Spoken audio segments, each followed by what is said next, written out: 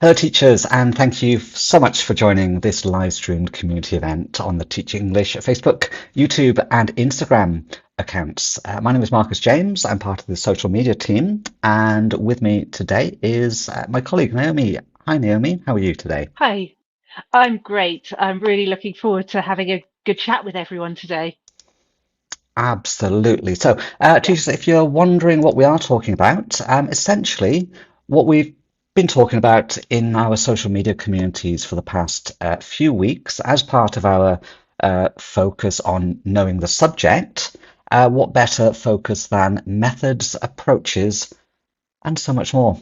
Thank you for joining us. Do let us know where you're watching from. Let us know in the comments. We've got Karen, who's moderating on all three platforms right now, and she'll be popping on a little bit later to summarize what teachers have been talking about.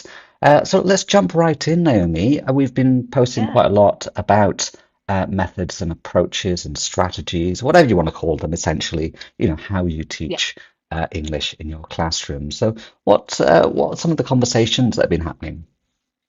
Well, we had a really good chat about what teachers think are like the most underrated methodologies, and we had some really, really interesting responses. Quite a few people were saying things like drilling and repetition get left behind these days. Then we had a few people advocating for chalk and talk and rote learning, even. And then some of the more modern approaches, things like translanguaging, total physical response, mind mapping, emergent language, all sorts of things. And there are even a few in there that I'd never heard of as well. So I had to do some googling. Absolutely. No, I mean that's what's so incredible about this international community of English language teachers is that we're at different stages in our careers, different parts of the world, different classroom dynamic, and yeah, it's just curious to learn what kind of everyone's doing, what they used to do, what they've now changed to doing. There's a Yeah. lot going on. Naomi, we are live on all three platforms right now. I can see we have lots of teachers watching. We've got Hamza on Facebook from Jordan. We've got Vietnam in the house on YouTube. Likewise, in Nigeria, Adesola. Um, Georgia on Facebook. So many, and on Instagram as well. I can see we've got Malaysia, Turkey, Kazakhstan. So Wow. thank you, teachers, for being part of this global conversation. So Okay. international. It's wonderful. It really is. I mean, Teach English literally is the world's largest online community of English language teachers and teacher educators. So thank you for all coming together for this live chat. So Naomi, you said you were, I'm curious to know actually, you said you had to Google a few methods when you saw them in the comments this week. Yes. Do you remember any? I do actually. Yeah, there was one. The acronym was GRR. I've got the comment about it here, and it has several acronyms in it. One of which I recognised. So GRR, it boosts learner autonomy, minimises Hmm. the TTT, which I do know, teacher talk time, makes the lessons more student centred, and establishes a systematic routine. And you could easily connect it to the five E's. Now, I don't know if anyone knows what those five E's are. I now do, and I can tell you, but anyone in the comments want to share what those five E's might be? Or Marcus want to have a guess? Oh gosh. Oh, it's been a while. Yes. I know engage is one of them. Yes. Um, oh, don't put me on the spot. Teachers, pop it in the chat. Again, no Someone's Googling. asking. Yes. I'll tell you what the GRR stands for if you don't Oh, know. please. It's gradual release of responsibility, which makes perfect sense. And so the five E's stage that way to, I guess, you start out giving the learners a lot more support and give them, and then gradually release that support. Hmm. Do you want me to tell you what the Okay. five E's are? But before we get to that, my brain when I saw TTT, because Yeah. in the world of English language teaching, TTT so unhelpful has two. different meanings. So teacher talk It time is the does. other. Do you remember what the other one is? My It's a mind has sort of gone teaching. completely blank. Yeah, it's a sort of teaching approach that we might use in class where we test the learners at the Test, teach, test. beginning, then we Yes, teach, and then we test again to hopefully yes, of show course. the learners themselves that they have taken something from the lesson. Okay, Yes, let's dive into the of five course I E's knew then. that. Friday afternoon, my mind just went completely blank. Okay, so five E's. Five E's. We have engage, explain, explore, elaborate, and evaluate.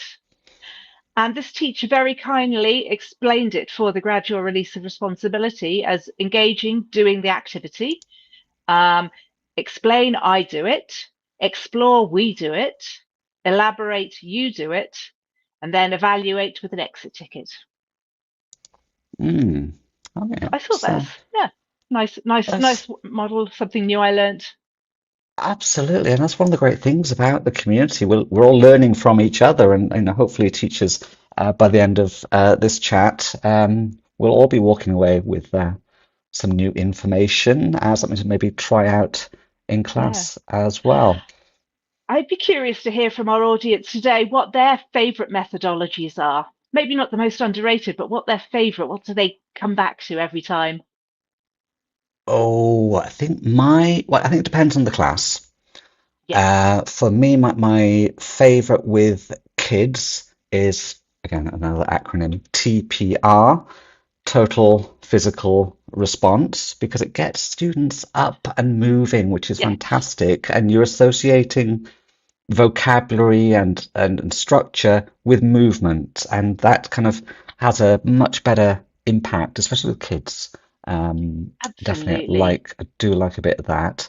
Um, Teach, test, teach. I do use it, but sparingly with probably sort of mid-teens, sort of secondary school, those who might be preparing for some kind of standardized test, where we might sort of focus on a bit of strategy. So we might do like a reading comprehension or listening Mm, at the beginning as a test, and then we teach the strategy to apply, and then they try it mm, again, maybe with a different but similar level, to see if they can apply those strategies, which could be then hopefully beneficial for them in their tests. But yeah, I think I don't limit myself to one. Again, also curious to know what teachers who are watching, what their favorite strategies and teaching methods might be. absolutely.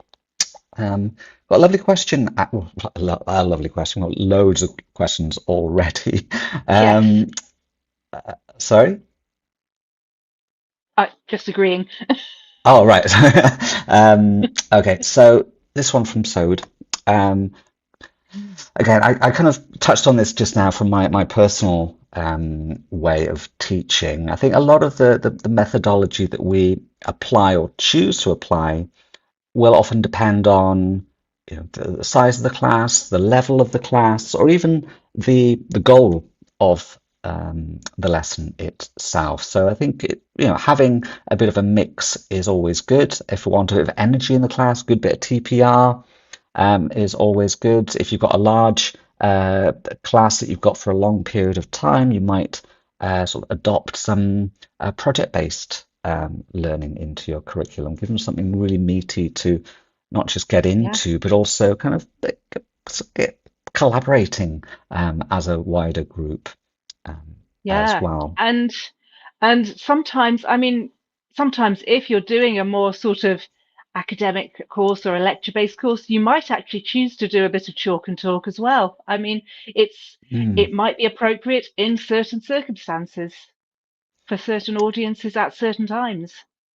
absolutely. In fact, what Christina says here, I believe a mixture of strategies, not Yes. a favorite one. Again, I think it's we've all got those in our teacher toolbox, don't we? We all have a bit of variety that we apply now and again. We may sort of Mm, predominantly favor one, maybe not as much as the favorite, but one that seems to work um, for learners. Another comment from Charmante or Charmant. I do prefer the inductive approach as it maximizes STT, student talk So, yes. time. So I love inductive approach. Again, it's part early on in the lesson. It's the sort of presentation part or the engage, I guess, where students are discovering for themselves what the rules are of that particular grammar or structure that they might have just been introduced to. And by the way, teachers, Yeah. if I do get anything wrong about these methods and methodologies, do correct me in the Yes. live chat. I feel I've been put on the spot for a lot of these, but again, it's we're all here, so teachers, please do Yes. help out in the live chat. Absolutely. And I saw this was an interesting comment as well. In many of our practice tests, teach, test, and then forget. It's a new acronym for me, but we can see that happening sometimes. I think that's one of these times where you want to be recycling your vocabulary in whatever way you're doing. You want to make sure you bring it back in a bit later. You don't just teach it and then move on to the next unit completely. You need to keep bringing things back. Yes, and that's one of the great things about doing sort of a regular test, or at least a test at the beginning. If it Yeah. is sort of focused on something that you believe your students should know, then it'll reveal those gaps and it'll tell Mm, you, as a teacher, you might need to change that approach so that maybe the approach that you tried, let's say, was a bit, let's go back to TPR, to total physical mm, response, and that didn't stick with them. Okay, so maybe we can do some drilling. Maybe we can yes. find some music, some chanting, to hopefully sort of get it more embedded in the brain. We're going to bring up Karen, who's been, I'm sure, as amused as we have been Yes. checking out all of the community discussions. So I've kind of given her a little bit of warning. So, Karen, I'm going to bring you up on stage right now. Mm, Hello, Hello. Karen. Oh, I've I'm slightly been frenetic. yes, I know. Tons of comments all flying by on yes. screen. What are teachers saying? And anything about favourite approaches or favourite methods? Well, there's been quite a bit about like using a variety of techniques. So I just grabbed some from Instagram. Hmm. Oh, Actually, there's a wonderful. question on Instagram. Okay. Uh, what is chalk and talk?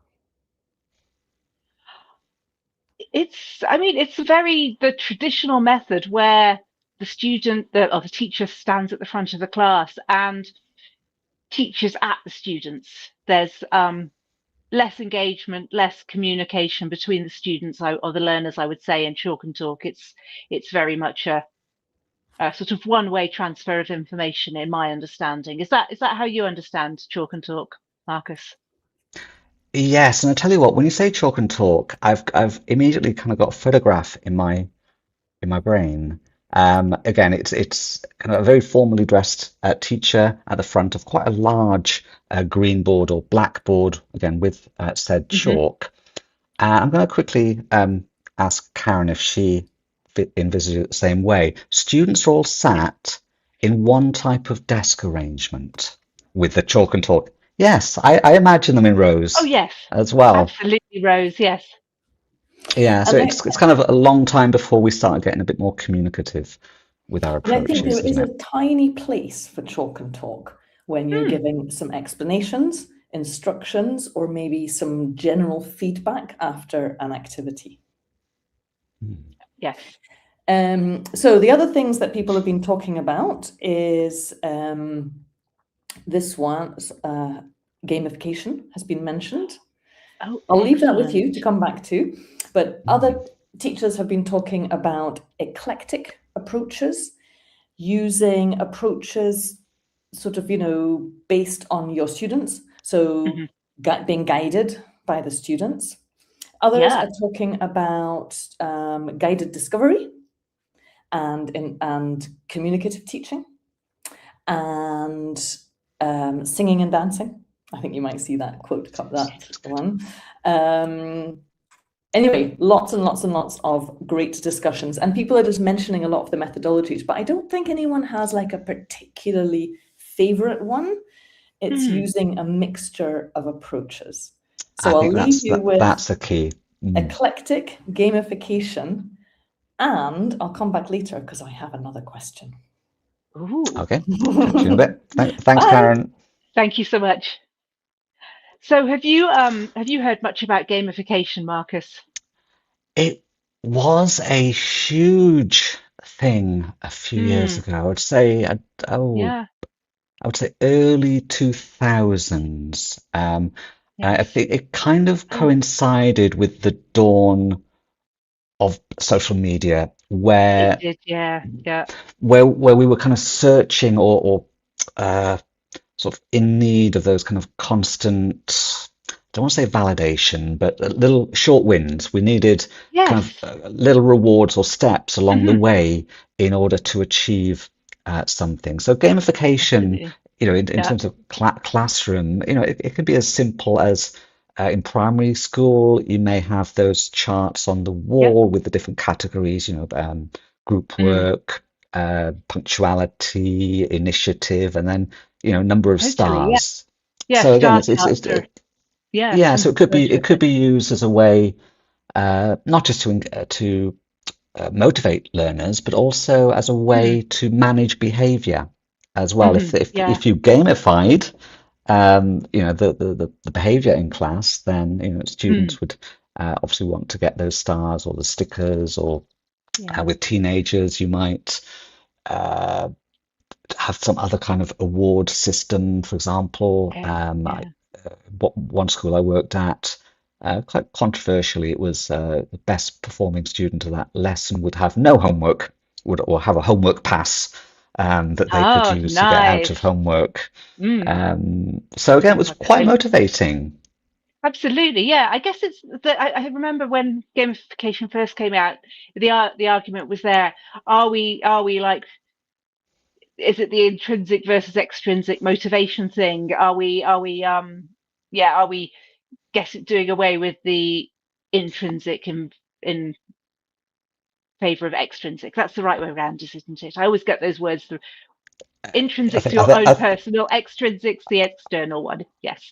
I think so. Again, it doesn't really matter what these sort of things are Yes. called, because But yes, there are so many different exactly. Internal names. motivation, external motivation. Exactly, but I think again, gamification Yes. it's another tool. It's another tool in our teacher toolbox as part of the mix. Yes. We sort of can use it with certain groups of students. We can bring it in from time to time when we feel we need to. Again, not just for motivation. It could just be for um, maybe to sort of encourage weaker learners to at least maybe feel that they've got some short, quick wins along the way, to again sort of perk them Exactly. up a little bit. Yeah. I think one thing I'd like to add is I think teachers shouldn't be afraid that they only know one or two of these tools in the beginning, because I remember when I first started teaching, I was doing my PPPs, another acronym. And yeah, very simple lessons. But then as I learned more and more approaches, more methods, more tools, then I was able to bring them in and better understand which ones worked in which situations. I think it's like doing little experiments with our students, isn't it? Which methods work when. And if we find something that works with a particular class, that may not be the best method for every class, but if it works with these guys, that's perfect. That is true. Comment from Suzanne on Facebook, sharing their experience. With my young adults who are preparing to enter the digital workspace, they want usable language skills. We focus on dialogues and workplace vocabulary, and the grammar flows organically. Now that's super interesting there, because they've got this sort of real world situation where there is a need, there is a desire from the learners to be able to formulate certain structures. So rather than the teacher sort of teaching it explicitly, the students are in a situation or doing a task where they have a genuine motivation to know a piece of language, which is a lot more meaningful, I think, for the learners. Thank you, Suzanne, for sharing Yeah. that. Mohammed mentions discovery approach works well. Again, allowing learners to sort of work out for themselves patterns in grammar, for example. Jen on Facebook, we often use communicative language teaching for adult learners as our students prefer more output. I think that means Yes, I think, communicative. yeah. Yeah, I think Gifty agrees with that as well. She's got a very long quote here, so I don't know if that'll fit on the screen. I think it might cover the entire screen, Okay, but give it a also, try. yeah, Oh, yep. See, yes. Again, it's using the language in context. Yeah. So I think that's a real key. Is not just using for a lot of learners is using it in a meaningful way in context. So I like that. yeah, I do absolutely. Thank you, Gifty, for that lengthy but meaningful and helpful comment there. Oh, this is a bit out there. Cosimina, the approaches in English teaching, like the constructivism, are the tools based on philosophic visions Ooh. that they inspire the linguistic and educative methods in ELT. I I'll don't be honest, know. Cosimina, that a lot of that went over my head. I might have to dive a bit deeper into that quote. Yes, It feels like it has a lot of depth. absolutely. I want to know what constructivism now. Yes, I've Mm, not really studied that much philosophy to know that one. mm, okay, that is a very good one. Okay, so sorry, Yeah, I'm not distracted. A little yeah. bit distracted actually. Um, okay, Yes, sorry. we've got some other interesting quotes from the community question the other week as well. Oh I yeah. really like this one. Um, there's no underrated methodology. It all depends on your students' needs, your attitude towards different methods, and what your students will develop through each process method. I thought those were very wise words. Absolutely, absolutely. Um, so much great stuff coming through. Yes. So go back to your question or your doubt over intrinsic and extrinsic. The extrinsic motivation is to earn a living. So sort of external, isn't it? It's That's like external. pressures coming from Mm, society. Yeah. Okay. Well, yeah. I That told you, we are learning so much from each other. absolutely. Um, Yes. Oh, yeah. what you come across? Yes, again someone else who likes to mix it up. I never settle with one to keep my learners guessing, which I like. Yes, you keep engagement high if they don't know what to expect every day. Absolutely. I can see Karen waving at us, so I'm going to bring Oh, her back up now. yes, Karen, you're on mute. You'd think after many years I'd have learnt that to unmute. Wow. No, there's two related comments here. So the Hmm. first one is from Jen. We often use communicative language teaching for adult learners as our students prefer more output, followed by, let me just find, it's from Checky, which methodology is the best to a child?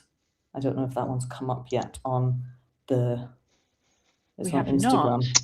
Well, I kind of mentioned TPR as opposed to personal, Yeah, but again, it depends on the age, really, because, for example, when I refer to TPR, it's very useful with students who maybe sort of aren't able to read and write, or at least are learning at that stage. So they're associating movement with with sounds. And again, a lot of young learners, their attention span, there's a lot of sort of classroom management that goes into it. So lots of kind of short activities, some high energy, some low energy, settle and stir, is often referred to as. I think with older kids, like project-based learning can be great as well. Giving them something they have ownership over, their own little project, I think can be really, really motivating and engaging for them. Yeah, absolutely. And also it project-based, again, it's got a lot more scope because it could be cross-curriculum. It could be, mixing some other subjects in a kind of CLIL type way. It could also be used globally as well. You might have a partner school in another country who you work with to collaborate. Again, so much more you can do with project-based learning, especially with the older teens as well. It also preps them for the world of work and further study as well. Absolutely. And here are the last two questions before I go. And come back again with my final one. Which teaching philosophy has had the greatest impact on your classroom? Excellent question. Brilliant question. And the other one is here. Is there a best methodology? Oof.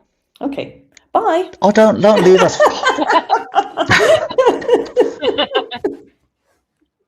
I'm sure teachers watching have loads of ideas, so I'll leave that with you guys. Also, there's a question here from Instagram. Let me just pop it on a banner. And while you're doing that, I'm just going to put my 2 cents in for the which philosophies had the most impact on you. And it might not be something I use all the time, but I guess it's sort of emergent language or dogme. It's just not closing off opportunities in class when a learner asks an interesting question, uses an interesting piece of vocabulary. So it's bringing that into the classroom. And again, it's not something I use as a structured approach, but it's just, I like taking those moments if there's time. I think for me, a philosophy that I sort of have is I want learners smiling or at least happy when they exit my classroom. For me, it'll impact the rest of my day. If I don't see that, I'm like constantly wondering, well, what do I do? Are they going to be going back to their homes and complaining about me to their parents? I want them to feel good about leaving the classroom in a way that they feel good about returning to the next lesson. So I think as long as you can sort of keep up that, then you've got the students, especially for a long academic year, it can make quite a difference. I'm going to add to that, Marcus. I think also for me, as my ideal, I would like students to leave the class like a little bit brain tired from learning and thinking, not so exhausted that they can't go to their next lesson, but feeling like they have worked. And me feeling that they have worked and have learned something, practiced something, produced something, and Okay, so instead of happy, I'll say satisfied. Yeah.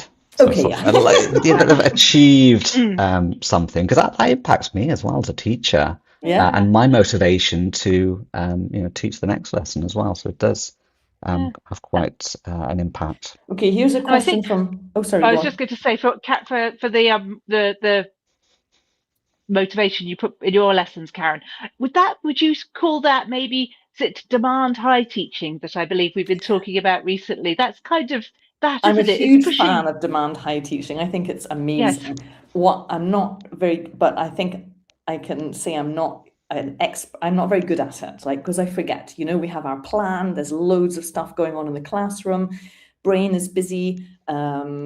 All of that, making all of those decisions as you go through the lesson. Do I continue? Do I pause? Do I ask another question? So I try and just tiny extensions each time of explaining some more or putting a lot of the responsibility on the students to explain to each other, to give me examples, that kind of thing. But I think that really does leave us the learners with that feeling of having worked and grown and done something positive. Exactly. Okay, here's a question from Instagram. Is the CLIL method, and can it be used in teaching English lessons for ESL students? Okay, I'll tell you what, we'll leave Karen go, and she's going to pop a little Yes. poll question I in the am. Oh, communities yes. as well. Thanks, Bye. Karen. Thank you, Karen. Bye. Oh, where did it go? Oh, the banner went. So anyway, it was, yeah, there it is. Okay, so on Yeah. Instagram, Nunkiapper just joined. Okay, welcome. We've got a few more minutes before we wrap Yeah. this up. Is CLIL method can be used in teaching English lessons for ESL students? So we've got two little acronyms in that. So CLIL, I won't. Oh, Naomi, yes, Content language integrated learning. perfect. So So it's taking taking another subject and teaching it and English together, basically. So you're learning the English for that subject at the same time as you're learning the English, as it were. Exactly. So certainly for ESL, English second language students, Mm, absolutely. And yeah. it's quite widely practiced in many parts of the world. You know, certain Hmm. subjects, the science subjects, mathematics, um, geography might be taught through English. So a lot of lessons do sort of focus on the language and the content at Hmm. the same time. Absolutely. Absolutely. Oh, Yeah. And it can be very engaging as well because you're learning multiple things at the same time. exactly. So for learners, for example, whose favorite topic or favorite subject at school might not be English, but they might enjoy geography or science. Mm, So you've kind of you're saving that motivation for learning English because the topic or the subject for that content part is something they do enjoy learning about. absolutely. So do uh, like that. I'm just going to do a quick scroll of uh, the comments here. So Maria, Yeah. kids like music and TPR. Very interesting. You know, teachers do like to bring music into the classroom, and you know, there's so much you can do with it, and it is very motivational. There's so much great language within the lyrics. It's great for Yeah. pronunciation. It's great for sort of looking at those structures in a way that might be specific to a certain genre or medium. Mm, yeah. Looking at rhyming, for example, it can be a good fun Yeah. activity. Yeah, and it doesn't just have to be kids. I mean, teenagers really love music lessons. I mean, you can bring their favorite artists in as well, which can be great fun. And adults as well. Again, it's just choosing Everyone. the suitable music, the appropriate music. Yeah, Yeah, that's the thing because music tastes are quite personal. they are. It's quite rare that you will have a whole class who Yes. like at the same level the same type of music. Although with Mm, teenagers, yeah, I mean you can find a kind of maybe a 50-50 split. You know, so if you bring in you know a mm, Justin Bieber or a or, even some Britney or something like that, you might find sort yeah, of half the class might be familiar with the music, might kind of like that music, and the other half will just sort of be like, oh, no, I hate this. yeah, So you do have to sort of choose wisely. Um, yeah. Absolutely. Okay. So, Oh, love this, Suzanne. I love to hear them use the language in the hallways. Yes, I mean that's such a goal, isn't it? When they're using the language, when they don't have to, yes, when they're actually using it outside of class. absolutely. Yeah, and I think when you see a student outside of class and they greet you happily in English, that's a wonderful feeling. Oh, absolutely. Marta on Instagram, yes, you're right. If I talk about some topic which interests my students, they love learning. That's the key, isn't it? You know, Mm. like I think we just keep coming back to this idea of motivation. And it seems to be connected to how we choose our Mm. methods and approaches in class, how we manage the lesson, the content that we choose for the lesson, where we're always on a constant battle to, or not battle, a constant Mm. challenge to motivate our learners as best we can. Oh, and I've just found one other comment here. Someone Yeah, told me what constructivism is because I did not know this term. okay. Constructivism encourages learners to build knowledge through active participation, collaboration, and real-life communication instead of only receiving information from the teacher. Thank you very much, Suad. That sounds great. It's kind of like the social learning, isn't it? It's like we learn from Mm, doing, we learn from those around us, we hmm. learn out of necessity. Yeah, thank you. I Yeah, did say we were going to learn a lot from each other, which we absolutely. seem to be doing absolutely. Yeah, I think we're going to have to wrap this up. It's been a We, really engaging, fantastic, helpful, useful, informative, educational, and some entertaining as well Marcus the conversation. thesaurus. Okay. All right. So, teachers, thank you so much for joining Thank you. the live chat. If anything comes to mind as we stop the stream, just keep the conversation going. Pop them in the chat. We will be moderating the Yeah. comments, and we enjoy doing that very much. So do keep them coming. Yes. Naomi, thank you as well for your insights and your learning that you've passed Thank on you. to us as well. And thank you for being And uh, Karen. absolutely. I'll tell you what, I'll bring up Karen now if she's got a second. Yes. Yeah, she's nodding. Yeah. Yes. Hi. All right. Thanks, Karen. I know you've been super busy. You need to give you little It's fingers. been so great. Like all the comments and teachers writing, questions and ideas and talking about methodology is kind of like one of my favorite subjects. Yes. Yes.